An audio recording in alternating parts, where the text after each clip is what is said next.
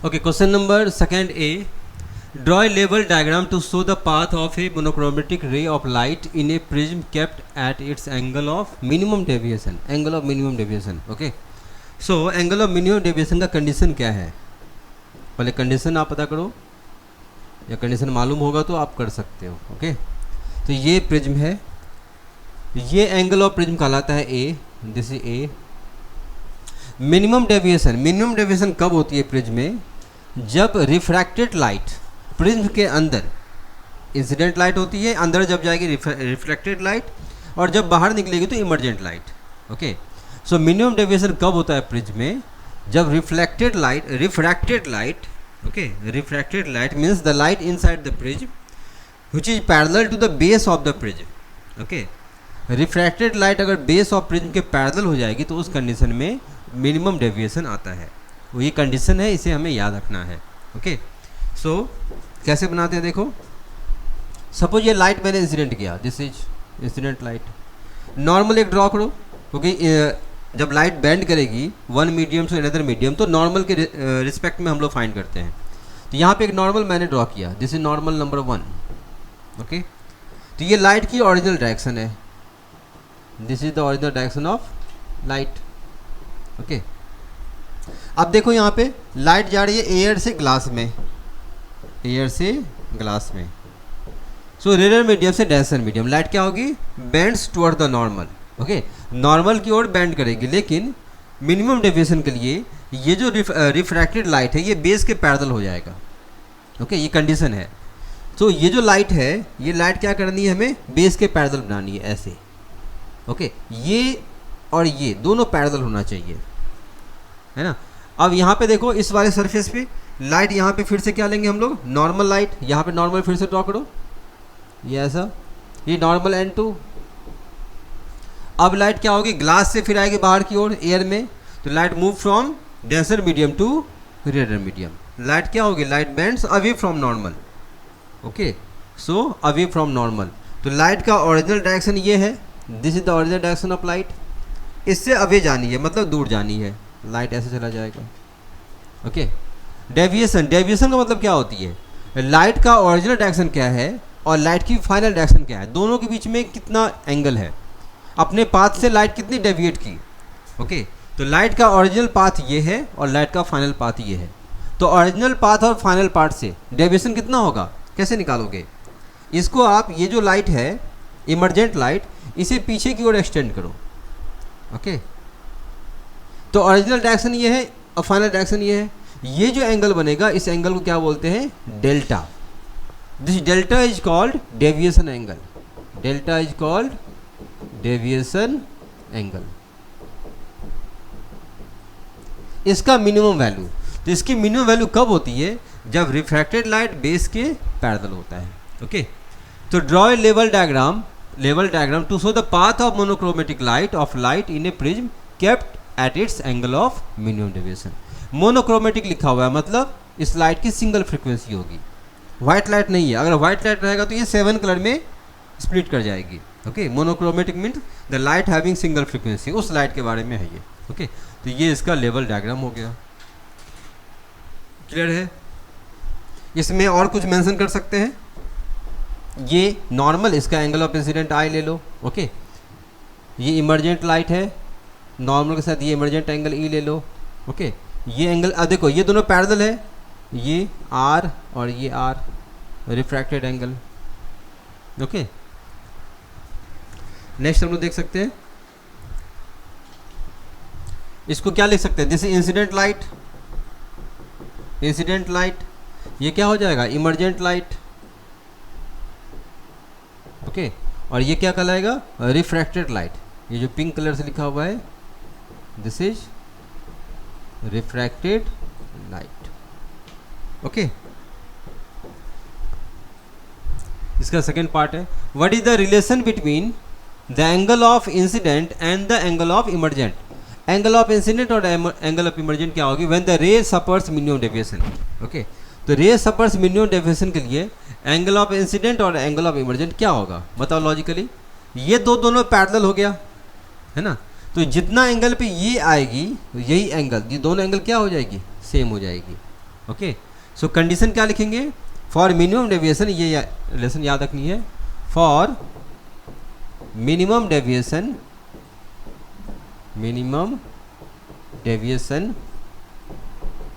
Okay, refracted light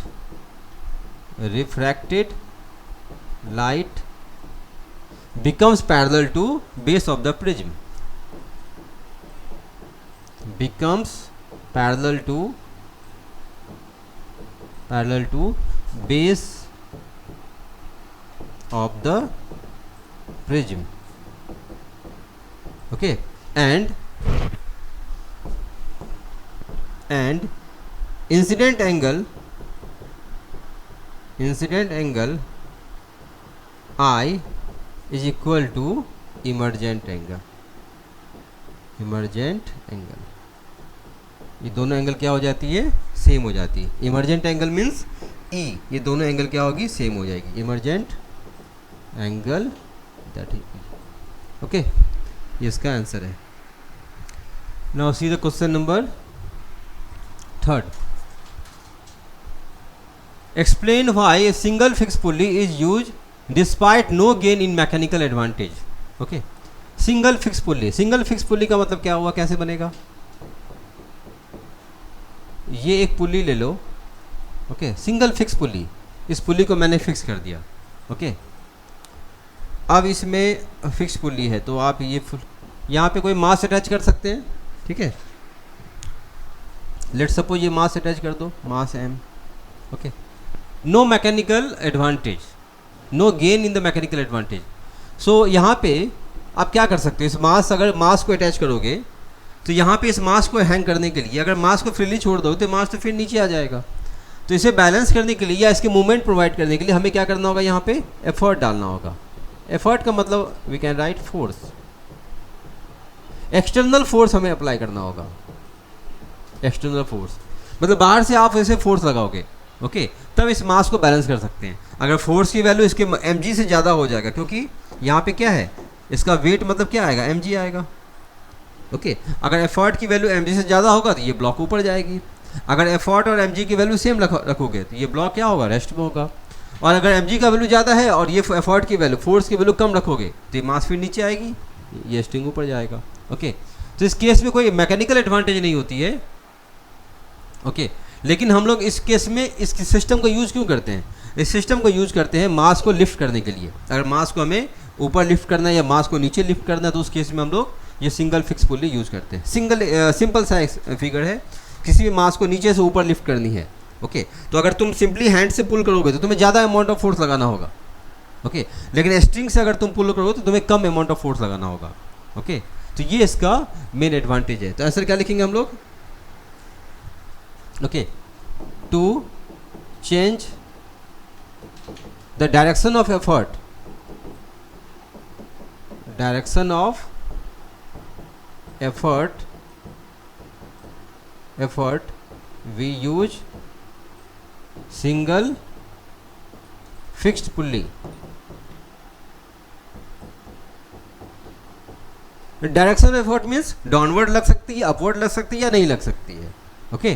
तो ये इसका मेन एप्लीकेशन है। Now see the next part. A metal wire has resistance of 60 ohm, it is cut into 3 equal length, okay, find the equivalent resistance। एक resistance है, suppose मान लो ये resistance wire है, इसकी रेजिस्टेंस क्या गिवन है? इसकी लेंथ कंसीडर करो L, इसकी कितने गिवन है? 60 ओम। इसे 3 पार्ट में कट करते हैं, ओके, 1 2 3, ओके। सो 3 इक्वल लेंथ मतलब ये ऐसा बनेगा, first part, second part, third part. तो इसकी लेंथ कितनी आएगी? L/3 L/3 L/3। रेजिस्टेंस का फॉर्मूला क्या होता है? R equal to rho L/A, okay. Rho constant है क्योंकि ये अगर कॉपर का बना होगा तो ये भी कॉपर, ये भी कॉपर, ये भी copper. Rho constant. Area, cross section area इसकी सेम आएगी, okay, cross section area will be same. तो rho same, A same, R proportional to length. Resistance क्या होगी? लेंथ के डायरेक्टली प्रोपोर्शन है। सो अगर तुम लेंथ को 1/3 करोगे तो रेजिस्टेंस भी क्या होगी? 1/3 हो जाएगी। तो this resistance is 60 ohm. Okay, so ये न्यू पोर्शन की रेजिस्टेंस क्या आएगी? Let's suppose R1, this is 60/3, 1/3 means 20 ohm. This is suppose R2, this is also 20 ohm. R3, this is also 20 ohm. Okay,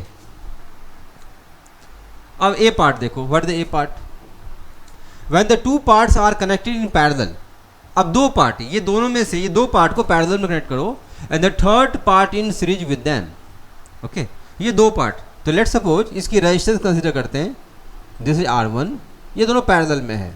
तो पैरेलल में ऐसे connect करोगे R1 R2, और जो थर्ड पार्ट है इसके साथ सीरीज में है तो थर्ड पार्ट को ऐसे कनेक्ट करो.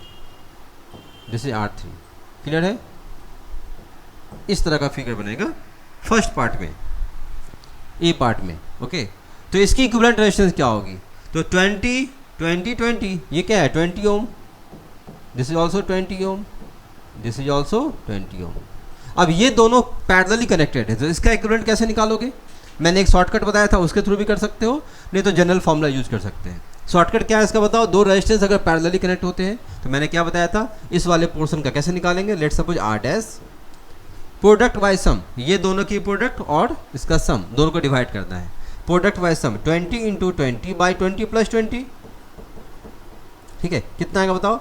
20 20, इसको ऐसे ही रहने दो. 20 × 20, 20 × 20 कितना? 40. 20 + 20 40, कैंसल. दिस इज 10 ओम. ये आ गया 10 ओम इस वाले पोर्शन का. जो भी इक्विवेलेंट आएगा वो इसके साथ क्या होगा? सीरीज में, है ना. तो पूरे इसका इक्विवेलेंट कैसे निकालोगे? RAB कितना आएगा इस वाले पार्ट का? इसका 10 और इसका 20. सीरीज में तो सिंपली ऐड कर देते हैं. 10 + 20 कितना आएगा बताओ? 30 ओम. ओके, सो ए का आंसर कितना होगा? 30 ohm. Now second part, B part. B part यहाँ ड्रॉ करते हैं. When all the three parts are connected in parallel, ये तीनों को पैरेलली कनेक्ट कर दो.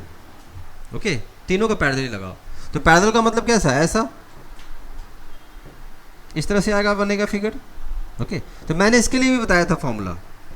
अगर n number of identical resistance parallelly connected है तो उसका इक्विवेलेंट कितना होता है? R/n. ओके, एक रेजिस्टेंस की वैल्यू मान लो 10 है और इस तरह से 10 रेजिस्टेंस कनेक्टेड है पैरेलल, तो 10/10 1 हो जाएगा. ओके, सो एक रेजिस्टेंस की वैल्यू है 20 ओम, ये भी 20, ये भी 20, ये भी 20, तीनों पैरेलली है. तो इसका इक्विवेलेंट कितना हो जाएगा? 20/3. ओरली कर सकते हैं. ओके, या फॉर्मूला से निकालना चाहो तो फॉर्मूला से निकालो. RAB कैसे निकालोगे? General formula 1/R + 1/R + 1/R कितना हो जाएगा? 3/R, मतलब 3/20, 3/20. तो RAB कितना आएगा इस केस में? 20/3 ओम. ओके, ओके, जिसका आंसर क्या होगा? 20/3.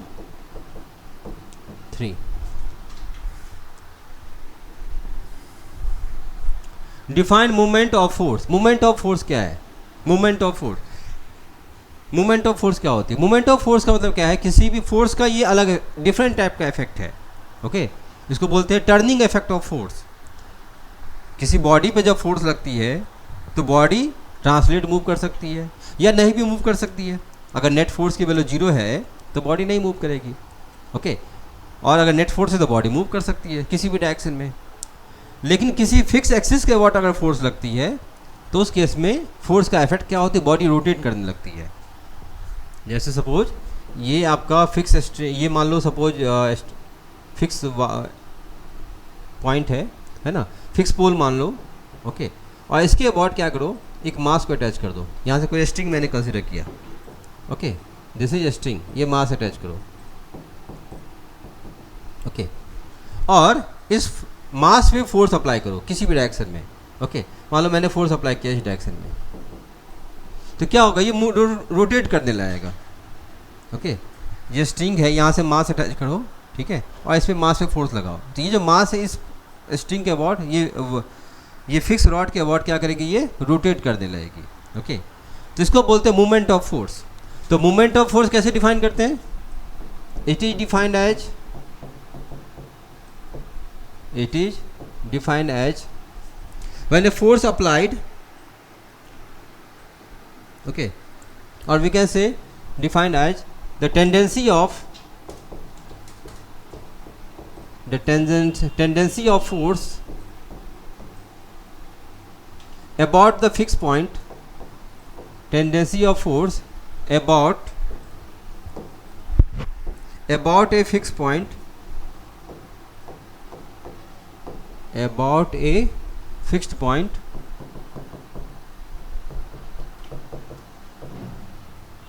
such that body start rotating,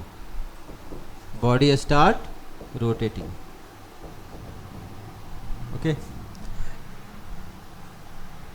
about a fixed point, or we can say start rotating simply, okay. तो ये बॉडी का इस पॉइंट पे, इस मास पे मैंने क्या किया, फोर्स अप्लाई किया, ओके। तो ये जो मास है इस एक्सिस के बाद, ये फिक्स पॉइंट के बाद, इस फिक्स पॉइंट के बाद और ये फिक्स एक्सिस के बाद ये बॉडी रोटेट करने लगेगा इन सर्कुलर पाथ में, ओके। इसको हम लोग क्या बोलते हैं, मूवमेंट ऑफ फोर्स, ओके। या इसको अदर फॉर्म में इसको टॉर्क भी बोला जाता है, इसको हम लोग टॉर्क भी बोलते हैं, okay. In the given diagram, which weight creates a clockwise movement and which weight creates a anti-clockwise movement? Okay. किस केस में क्लॉकवाइज मूवमेंट आएगा, किस केस में एंटी क्लॉकवाइज मूवमेंट है। दो मासेस है तो ये फिक्स है। देखो इसके अवॉर्ड क्या करेगी, ये वेज रखा हुआ है ना। सो अगर ये W1 W2 सेम है, दोनों का मास अगर सेम है, तो ये जो रॉड है ये वर्टिकली रहेगी, सॉरी हॉरिजेंटली ये रॉड रहेगी।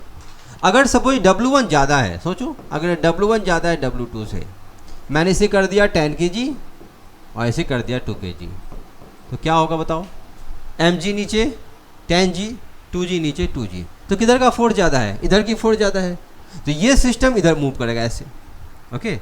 तो if W2 is more than W1, W2 is more than W1, तो ये सिस्टम इधर की ओर ऐसे मूव करेगा, तो ये रोटेशन कैसा हो, क्लॉकवाइज, मतलब क्लॉकवाइज, ओके। तो इस केस में रोटेशन कैसा हो, मूवमेंट कैसा हो, क्लॉकवाइज, इसका मतलब क्लॉकवाइज मूवमेंट आएगी, क्योंकि यहाँ पे W2 का मूवमेंट W1 के मूवमेंट से ज़्यादा होगा, ओके। मूवमेंट निकालते कैसे हैं, मूवमेंट निकालने का मेथड क्या है, ये भी निकाल सकते हैं। मूवमेंट का फॉर्मूला होता है, याद रखेंगे, force into distance, okay. Force into, याद रखेंगे, perpendicular distance, force into perpendicular distance, ये फॉर्मूला याद रखना है, आर परपेंडिकुलर। सो अगर 10 kg का मूवमेंट निकालोगे तो 10g और ये डिस्टेंस, ये वाली डिस्टेंस, इसको आर बोलते हैं। तो आर और इसका फोर्स कितना आएगा, एन 10g। सो आर और एम जी दोनों परपेंडिकुलर है, ओके। सो क्लॉकवाइज मूवमेंट आएगी, इसका मूवमेंट ज़्यादा है तो क्लॉकवाइज रोटेशन करेगा। अगर W1 ज़्यादा, W1 less than W2, sorry यहाँ पे मिस्टेक हो गया, क्लॉकवाइज टॉर्क ज़्यादा है तो आप इसे ऐसे मत लिखो, this is W2 is more than W1, ऐसे W2 is more than W1 तो क्लॉकवाइज मूवमेंट। अगर W1 is more than W2, उस केस में क्या होगा, W1 is more than W2, W1 is more than W2, इसका मास ज़्यादा होगा, इसका मास कम होगा, है ना। ये मान लो 20 kg और ये सपोज मान लो 5 kg। अब क्या होगा, इसका मूवमेंट ज़्यादा है, ये ऐसे रोटेट करेगी, जिसका मास ज़्यादा होगा, क्योंकि देखो डिस्टेंस दोनों इक्वल डिस्टेंस पे है, फिगर से देखोगे आइडेंटिकल डिस्टेंस पे रखा हुआ है, तो मास पे ही बेसिकली डिपेंड करेगा मूवमेंट, क्योंकि ये फोर्स पे डिपेंड करेगी, आर कांस्टेंट है, तो जिसका मास ज़्यादा होगा उसका मूवमेंट ज़्यादा होगी। तो अगर W1 ज़्यादा है, सपोज 20 kg और ये 5 kg, तो इसका मूवमेंट ज़्यादा होगा, ये इधर टर्न करेगी, कैसा टर्न होगा बताओ, एंटी क्लॉकवाइज, ओके। तो मूवमेंट कैसा आएगा इसमें, एंटी क्लॉकवाइज मूवमेंट आएगी। अगर W1 W2 दोनों सेम है, आइडेंटिकल मास है, 5 kg 5 kg, 10 kg 10 kg, उस केस में क्या होगी, ये सिस्टम रेस्ट में होगा, ओके। ये सिस्टम हॉरिजेंटली रखा होगा, इस केस में कोई भी मूवमेंट नहीं आएगा, ओके। तो नो मूवमेंट, ओके। रोटेशन नहीं होगा इस केस में, सिंपली बैलेंस कंडीशन पे है ये। A boy runs at constant speed on the track shown below. How many times will the athlete have to change its direction of motion during complete of one round? One round में कितना time से ये अपना direction motion change करता है, ये तो simple है, ये काफ़ी आसान है। यहाँ से स्टार्ट करेगा, फर्स्ट यहाँ पे, सेकेंड यहाँ पे, थर्ड यहाँ पे, फोर्थ यहाँ पे, 5 यहाँ पे, ठीक है, और 6 यहाँ पे। यहाँ तो यहाँ भी डायरेक्शन चेंज हो रहा है ना, इधर जा रहा था इधर चला गया 6। तो कितना टाइम डायरेक्शन चेंज किया, how many times, 6 times. Simple count करना है, डायरेक्शन चेंज करना है। ऐसे जा रहा था इधर चला गया, इधर जा रहा था ऐसे चला गया। ओके, तो डायरेक्शन जितना टाइम से चेंज होगा सिर्फ काउंट करनी है। Right the energy conversion in the following. Microphone क्या करती है, माइक्रोफोन जैसे ये माइक्रोफोन लगा हुआ है, इसमें क्या हो रही है, मेरा जो वॉइस है, वॉइस कहने का मतलब है साउंड एनर्जी, है ना। साउंड एनर्जी क्या करती है, इलेक्ट्रिकल एनर्जी फॉर्म में कन्वर्ट करती है। माइक्रोफोन से ये जो मेरी वॉइस है, साउंड एनर्जी को ये इलेक्ट्रिकल एनर्जी में कन्वर्ट करती है ना। इसके थ्रू क्या होती है, सिग्नल प्रोड्यूस होता है, ये इलेक्ट्रिकल फॉर्म में होती है। ओके, सो माइक्रोफोन क्या करेगी, कन्वर्ट साउंड एनर्जी को इलेक्ट्रिकल एनर्जी,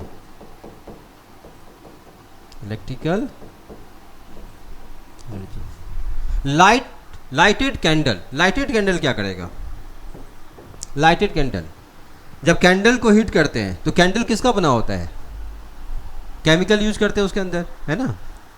कैंडल किसका बना होता है, वैक्स यूज करते हैं, है ना।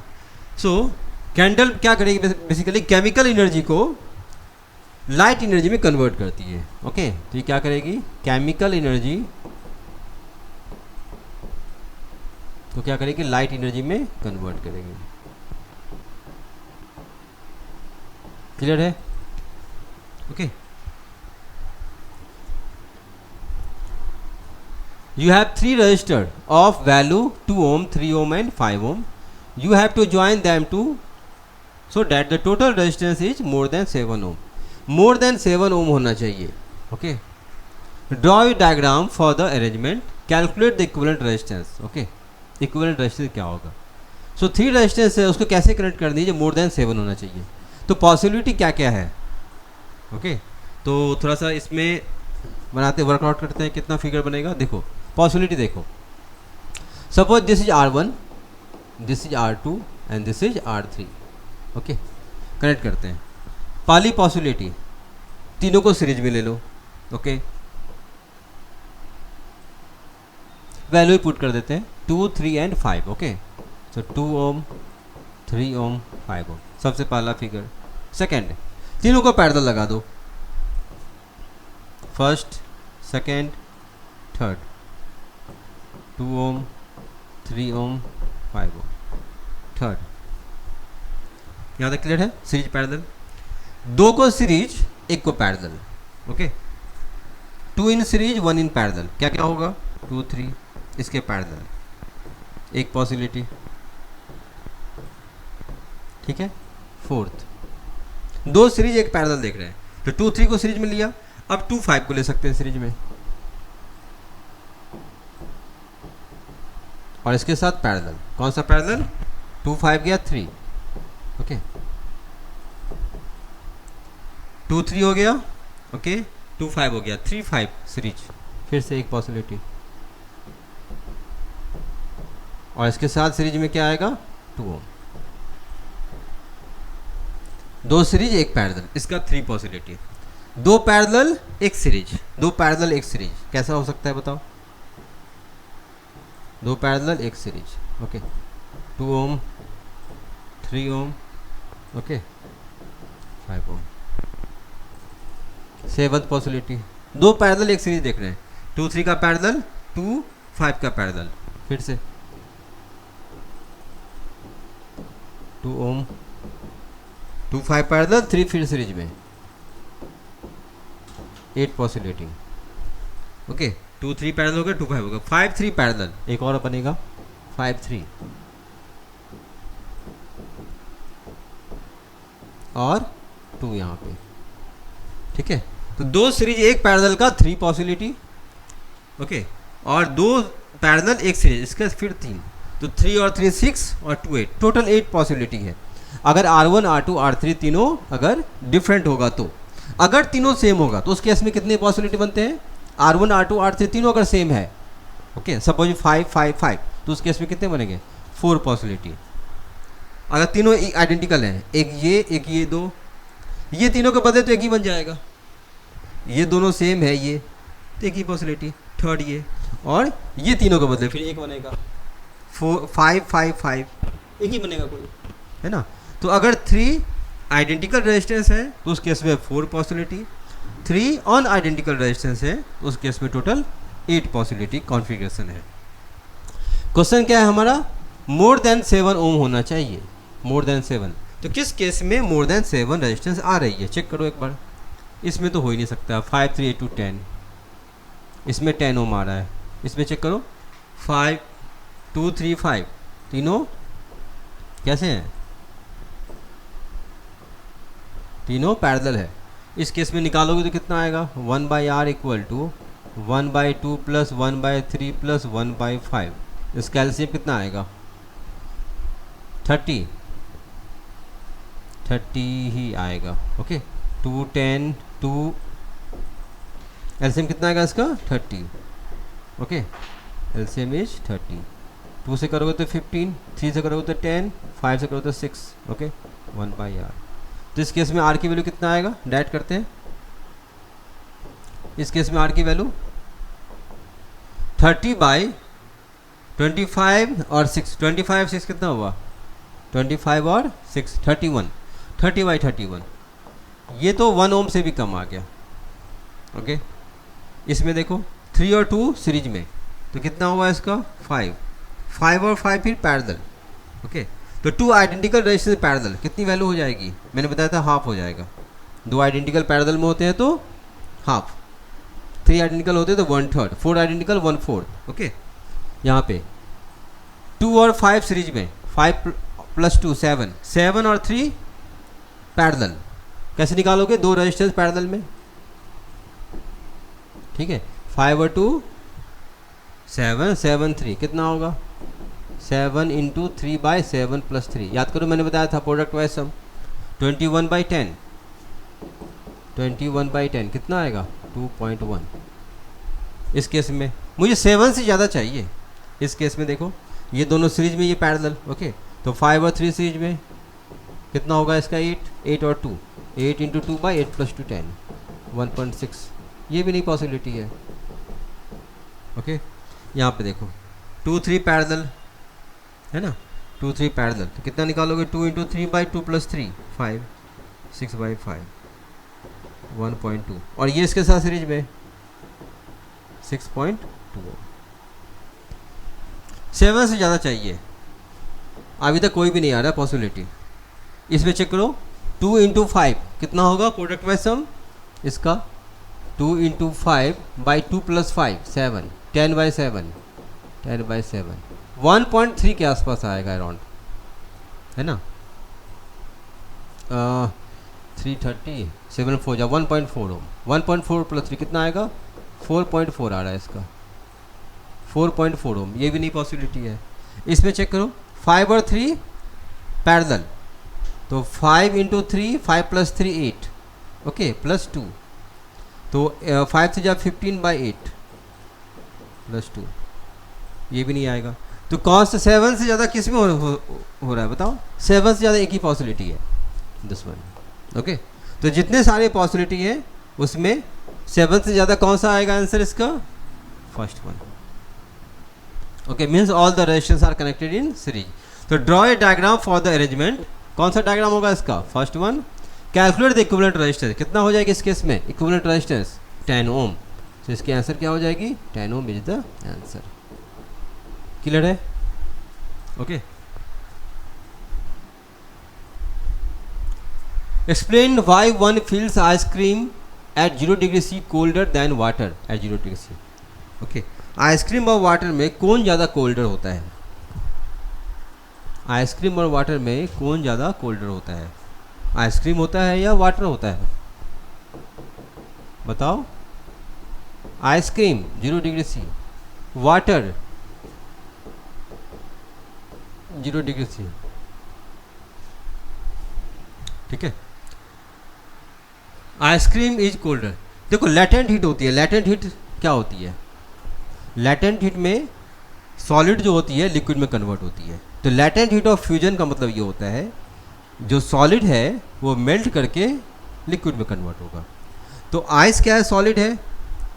उसे अगर लैटेंट हीट तुम बाहर से दे दोगे, आइस को जब बाहर से लैटेंट हीट दे दोगे तो किस में बनेगा? ये वाटर में बन जाएगा।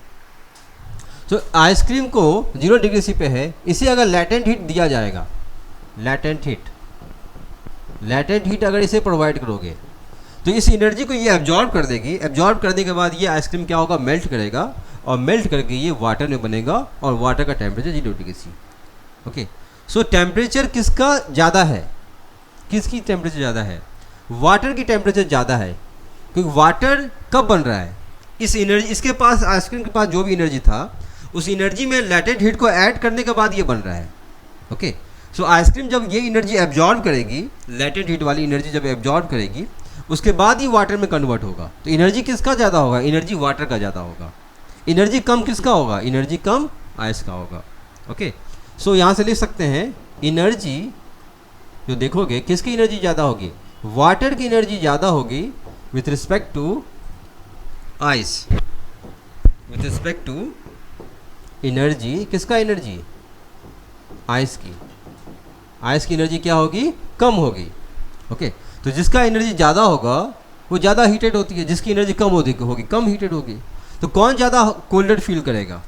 आइस। आइस मोर कोल्डर फील करेगी विथ रिस्पेक्ट टू वाटर, क्योंकि वाटर के पास वो एक्स्ट्रा एनर्जी है। एनर्जी का मतलब हीट से है।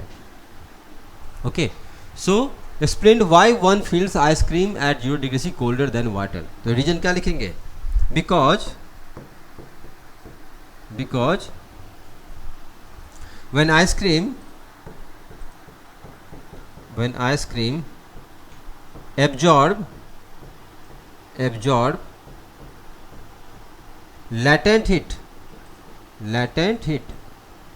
then it convert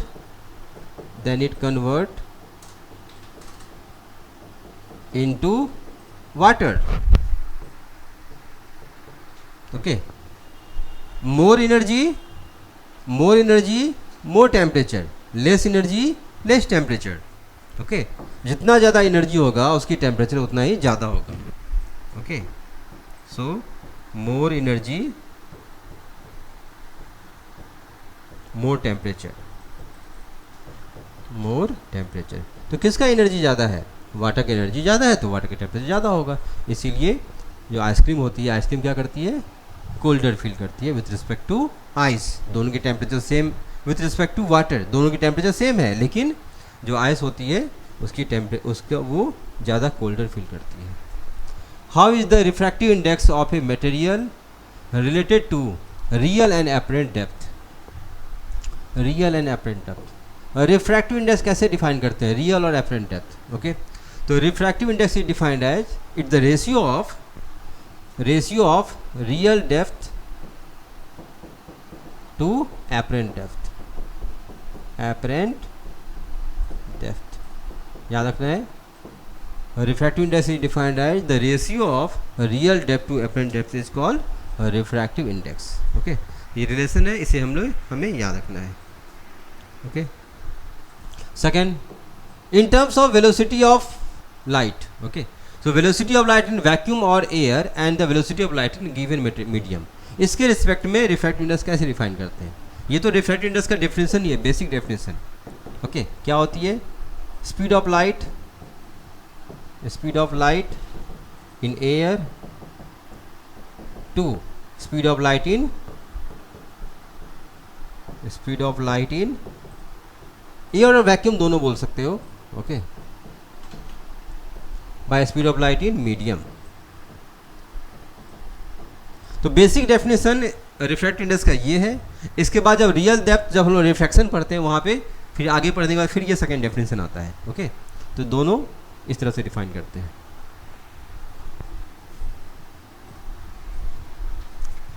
A boy weighing 40 kg climb up a stair of 30 step each 20 centimeter high in 4 minutes and girl weighing 30 kg does the same in 3 minutes. Compare the work done by them and power developed by them. क्या मतलब हुआ?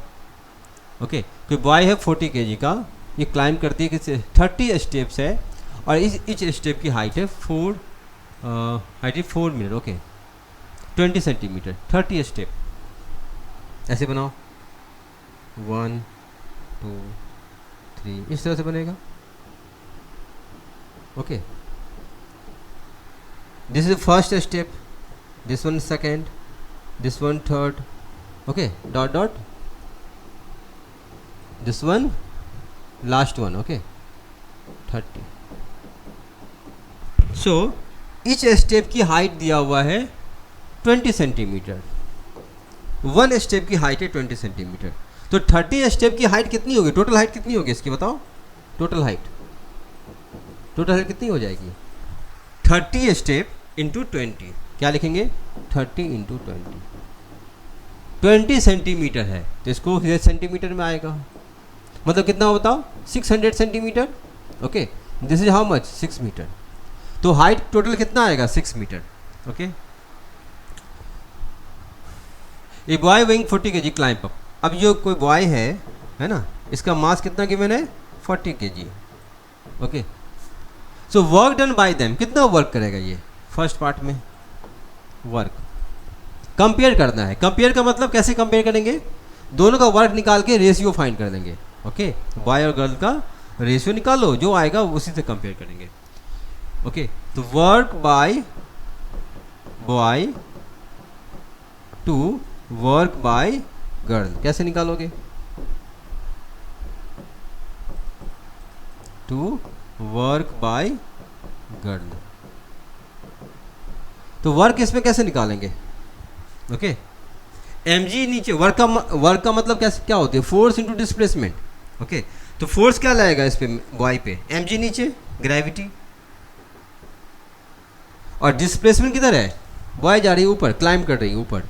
Okay तो final displacement कितना आएगा 6 metre. तो work कैसे निकालेंगे, work का फॉर्मूला बताओ, work equal to force into displacement. Okay तो फोर्स कितना mg और डिस्प्लेसमेंट कितना लिखेंगे d, इसे d मान लेते हैं। ओके या h लिख दो, मैंने h लिखा है तो h के अकॉर्डिंग कर दो, है ना। तो कैसे लिखेंगे, simple mg into H.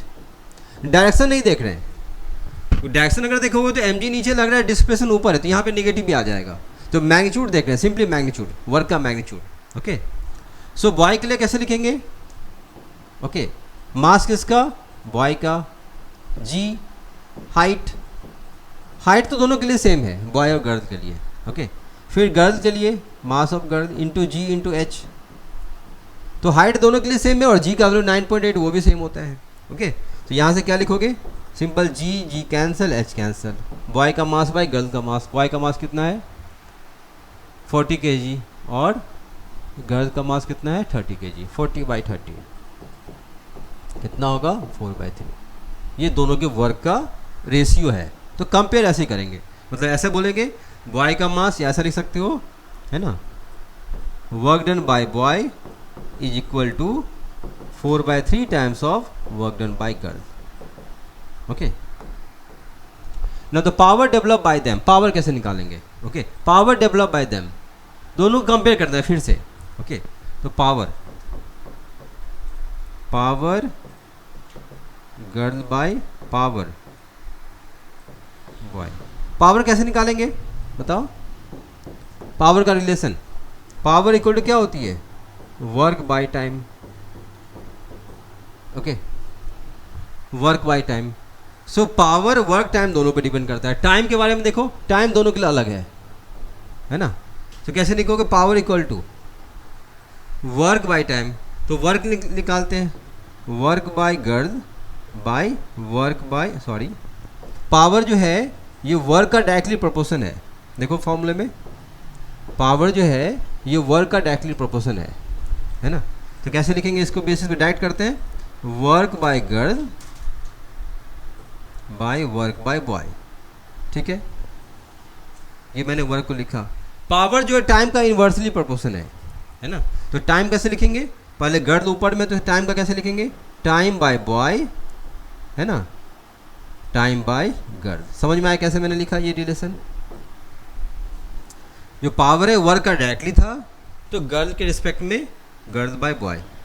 Power जो टाइम का इन्वर्सली है, तो यहाँ पे गर्ल है इन्वर्सली है, तो बॉय का टाइम ऊपर आएगा, गर्ल का टाइम नीचे आएगा। ठीक है, work by girl by work by boy, ये तो डायरेक्टली यहाँ पे है। बॉय बाय गर्ल 4/3 है, तो girl by boy 3/4 into time boy का टाइम गर्ल का, है ना। यहाँ पे देखो 4 मिनट्स एंड गर्ल का टाइम है 3 मिनट्स, बॉय का टाइम 4, गर्ल का टाइम 3, बॉय का टाइम 4, गर्ल का टाइम 3, तो 4 कैंसिल, 3 कैंसिल, 1:1, है ना। तो पावर क्या होगा, दोनों की पावर सेम हो जाएगी, 1:1। ओके, पावर की वैल्यू दोनों का सेम है। तो ये कंपेयर है, कंपेयर का मतलब दोनों का पावर निकालना है।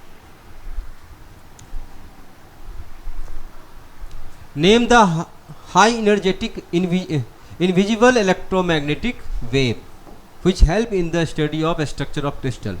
कौन सा हाई एनर्जेटिक यूज करते हैं स्ट्रक्चर, क्रिस्टल के स्ट्रक्चर को स्टडी करने के लिए। तो हाई एनर्जेटिक जो होती है एक्सरे भी होती है, गामा रे भी होती है, लेकिन जनरली हम लोग एक्सरे को यूज करते हैं, एक्सरे। ओके, एक्सरे को यूज किया जाता है क्रिस्टल के स्टडी करने में। ओके, X ray use to study of crystal. Okay, use to study of crystal. Okay, clear है।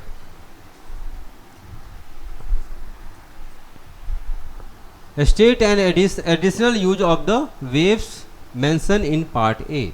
ओके, एडिशनल यूज क्या है, एक्सरे का एडिशनल यूज क्या है, सिंपल सा यूज है। एक्सरे को हम कहाँ यूज करते हैं, बोन को देखने में, बोन कहाँ फ्रैक्चर हो गया है ना। एक्सरे जब बॉडी करवाते हैं तो हम लोग फेफड़े का जो है पार्ट लेने में, है ना, किसी बोन का स्ट्रक्चर देखने में, बोन कहाँ फ्रैक्चर हुई है वो देखने में, है ना। तो क्या लिखेंगे हम लोग, to check fracture in bones. ओके, जनरली बोन्स का स्ट्रक्चर देखा जाता है। Okay, next question,